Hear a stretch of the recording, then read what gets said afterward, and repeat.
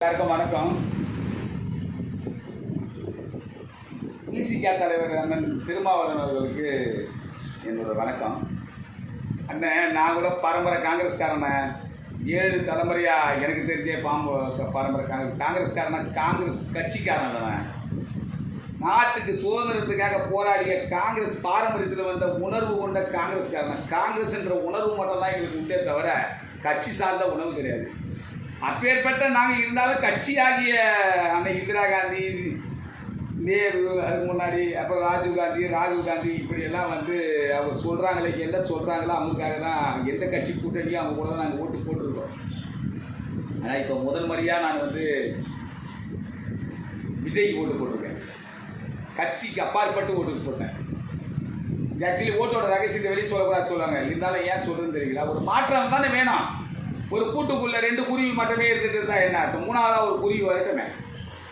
அது மயிலாக இருக்கட்டும் இல்லை குயிலாக இருக்கட்டும், என்ன முட்டை போடுறதுன்னு பார்த்துருவோமே. அதுக்காக ஒரு மாற்றத்தை கொடுத்தோம். நீங்கள் கூட மக்களுக்காக ஒரு கட்சி ஆரம்பிச்சிங்க.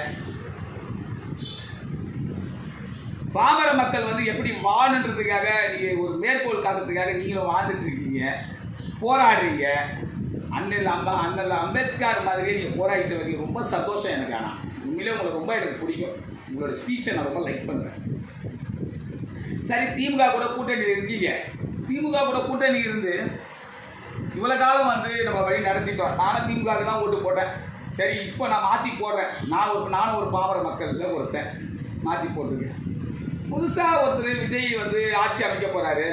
அவருக்கு பெரும்பான்மை இல்லை. ஆனால் மக்கள் அவ்வளோ பேர் நம்பி எல்லாரும் மாற்றி போட்டு வாக்கு சதவீதத்தை அதிகரித்து கொடுத்துருக்குறோம். நாங்கள் நீங்கள் நின்ன அத்தனை இடத்துலையும் உங்களால் ஜெயிக்க முடியல. சப்போஸ் நீங்கள் அப்படி ஜெயிச்சிருந்தால் ரொம்ப சந்தோஷம். நீங்கள் சப்போர்ட் பண்ண வேண்டியது இல்லை. இப்போ அவர் கூப்பிடுறாரு. கூப்பிட்டாலும் கூப்பிடலனாலும் நீங்கள் என்ன பண்ண தெரியுமா? மத சார்பற்ற கட்சிக்காக நீங்கள் சப்போர்ட் பண்ணணும்னு சொன்னால் கண்டிப்பாக நீங்களாக வழியை நான் சப்போர்ட் பண்ணுறேன், நீங்கள் ஆட்சி நடத்துங்க அப்படின்னு சொல்லியிருக்கணும். ஒன்று வெளியே இருந்து சப்போர்ட் பண்ணுங்க. சரி, பதவி வேணாம். ஏன்னா நாளைக்கு அவர் தப்பு பண்ணால் நீங்கள் ஆட்சி கவுக்கலாம், மக்களை சந்திக்கலாம். திரும்ப வெளியில் சப்போர்ட் பண்ணுங்க. மந்திரி சபையில் இருந்தால் கேள்வி கேட்க முடியாது. மந்திரி சபை வேணாம் இடம் அப்படின்னு சொன்னால் வெளியில் சப்போர்ட் பண்ணுங்க. இல்லை மந்திரி சபையில் ஒரு இடம் வேணும், 2 இடம் வேணும், ஏதோ ஒன்று கேளுங்க. கேட்டு நீங்கள் சப்போர்ட் பண்ணுங்க. நாட்டை ஆளட்டும். மக்கள் வரி பணம் திரும்ப வீணடிக்க வேண்டாம். அதுக்காக மேற்கோள் காட்டி கர்நாடக முதல்வர் இப்படி சிஎம்மாக இருந்தார், அதை வச்சு உச்சநீதிமன்றம் போய் நாங்களும் அந்த வழக்கின் அடிப்படையில் நாங்கள் பதவி ஏற்றுட்டு அதுக்கப்புறம் பெரும்பான்மையை நிரூபிக்கணும்னு சொல்றது எதுக்கு காலதாமதம் பண்ணோம்? இதுவே காலதாமதம், நாளோட காலதாமதம் தான் போயிட்டு இருக்கு. பதவி கொடுத்து பாருங்க என்ன பண்றாரு பாருங்க. அவரோட தேவையில்லாத நிறைய வாக்குறுதிகளை கொடுத்துட்டாரு. ஆட்சி கைப்பற்ற மட்டும் நினைச்சு கொடுத்துட்டாரு. ஆனால் கடவுள் ஒருத்தருக்கு எல்லாருக்கும் கடவுள் இருக்காரா இல்லையா எனக்கு தெரியாது. ஆனால் மக்கள் தான் கடவுள் உங்களுக்கு எல்லாருக்குமே. ஓட்டு போட்டுருக்கோம் இல்லையா, வாக்களிச்சிருக்கோம் இல்லையா. அதனால நீங்கள் தயவு செய்து அவருக்கு சப்போர்ட் பண்ணுங்க. எந்த ரூபத்தில் வேணாலும் சப்போர்ட் பண்ணுங்க. அவர் ஆட்சி ஆகட்டும். ஆட்சி என்ன பண்ணுறாருன்னு பார்ப்போம். உங்களுக்கு பிடிக்கலையா அதுக்கப்புறம் ரிவர்க் ஆகிடுங்க. சரியா? நன்றி, வணக்கம். இவருக்கு பார்த்தீங்களா, நம்ம கம்யூனிஸ்ட் தலைவர்களுக்கு சொல்கிறோம். உங்களுக்கு கம்யூனிசத்தை உருவாக்குறதே எதுக்காகனா போராட்டத்துக்காக. சில பாமர மக்கள் அவங்களும் கஷ்டப்படக்கூடாது, உழைப்பாளிகள் கஷ்டப்படக்கூடாது, இவங்களெல்லாம் பாதுகாக்கிறதுக்காக ஒரு கம்யூனிஸ்ட் கட்சி உருவாக்கி மக்களுக்கு போராடுங்க. இப்போ மக்களாகி நாங்கள் தான் கேட்குறோம். சரி, திமுக பெரும்பான்மை இல்லை, அப்புறம் என்ன பண்ண முடியும்? நீங்கள் அந்த 2 எம்எல்ஏ வச்சுட்டு என்ன பண்ணலாம் சொல்லுங்கள். நீங்கள் தயவு செய்து நீங்களும் சப்போர்ட் பண்ணுங்க. ஒன்று வெளியேருந்து சப்போர்ட் பண்ணுங்க, இல்லைன்னா உள்ளேருந்து சப்போர்ட் பண்ணுங்க. இது ரெண்டுமே இல்லாமல் நான் பண்ண மாட்டேன்னா மக்கள் வரி பண்ணது வேஸ்ட் ஆகுது. அப்போ நாட்டுக்காக மக்களுக்காக நீங்கள் என்ன போராடுறது அர்த்தம்? உங்களோட சீனியர் தலைவர்களாக இருந்திருக்காங்க, அவங்களாம் இருந்தால் அந்த மாதிரிலாம் பண்ண மாட்டாங்க.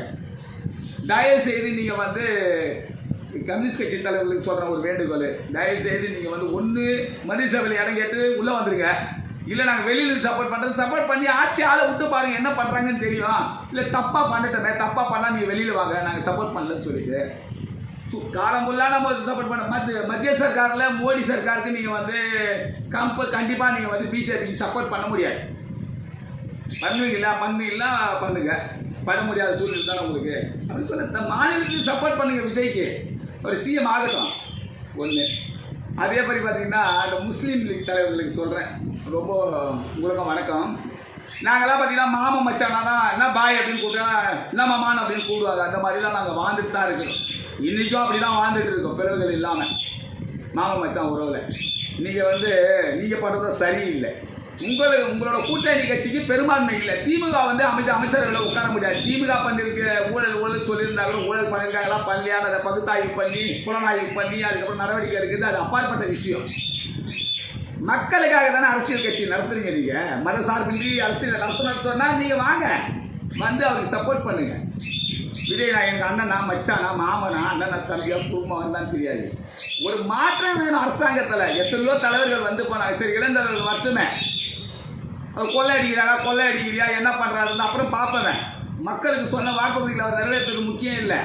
முதல்ல அரசாங்கத்தை எப்படி நிர்வாகம் பண்ணணும், என்ன பண்ண போகிறாரு, மக்களுக்கு வேற ஏதாவது நிரந்தரமாக என்ன பண்ணணும் அப்படின்றத யோசிக்கிட்டோம். முதல்ல அரசாங்கத்தை நடத்த வழி கொடுங்க.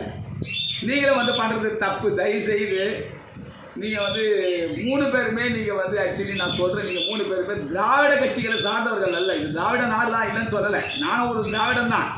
இருந்தாலும் திராவிட நாடாக இருந்தாலும் நீங்கள் மக்கள் நலன் கருதி உருவாக்கப்பட்ட அமைப்புகள் உங்களதெல்லாம். தயவுசெய்து மக்களுக்காக விஜய்க்கு ஆதரவு கொடுத்து அவரை சிஎம் ஆக்குங்க. அவருக்கு என்ன பண்ணுறாருன்னு நமக்கு தெரியும். தயவுசெய்து கெஞ்சி திரும்பி உச்ச நீதிமன்றம் போனால் நீதிமன்றத்தை அணுகு. எதுக்கு நீதிமன்றத்தை அணுகணுன்ற? மக்கள் அதுக்காக நாங்கள் வாக்கு போட்டிருக்கோம். நீதிமன்றங்கள் அணுக மாட்டாங்க. மக்கள் தலைவர் நீங்களாம் கொஞ்சம் யோசனை பண்ணுங்க. உங்கள் 3 பேருக்கு சொல்றது திரும்ப, தயவு செய்து எந்தவித நிபந்தனையும் இல்லாமல் ஒன்று சப்போர்ட் பண்ணுங்க. இல்லை உங்கள் நிபந்தனைகள் என்னன்னு சொல்லுங்க, அவங்களுக்கு சொல்லி நீங்கள் அந்த நிபந்தனையின் அடிப்படையில் சப்போர்ட் பண்ணுங்க. அப்போ பண்ணலாம். அப்புறம் எப்படிங்க உங்களுக்கு மக்கள் நீங்கள் அப்புறம் நீங்கள் வச்சுருக்கீங்க பார்த்தீங்களா 2 சீட்டு, அதை கூட அடுத்த எலெக்ஷனில் நீங்கள் ஜெயிக்கவே முடியாது. மக்கள் மொத்தமாக மாறிடுவாங்க. ஒரு ஆட்சியாளர் உள்ளே அவருக்கு கொடுத்த இன்னும் துன்புறுத்தல்களில் மட்டும்தான் மக்கள் மனசில் பதிஞ்சு போயிருக்கு. எங்களுக்கெல்லாம் பதிஞ்சு போய் ஏதாவது ஓட்டெல்லாம் மாற்றி போட்டோம். ஒருத்தனுக்கு எந்த அளவு தான் நீங்கள் படாத அடி மேலே அடித்தா இரும்பை காய்ச்சி அடிக்க அது கிடவர கத்தியாக தான் மாறும். பழுக்காத இருந்து வேஸ்ட்டு. அந்த மாதிரி நீங்கள் பழுத்த பிரிச்சாதீங்க. பெருந்தலைவர்கள் தயவு செய்து நீங்கள் வந்து விஜய்க்கு வந்து சப்போர்ட் பண்ணுங்கள். நன்றி, வணக்கம்.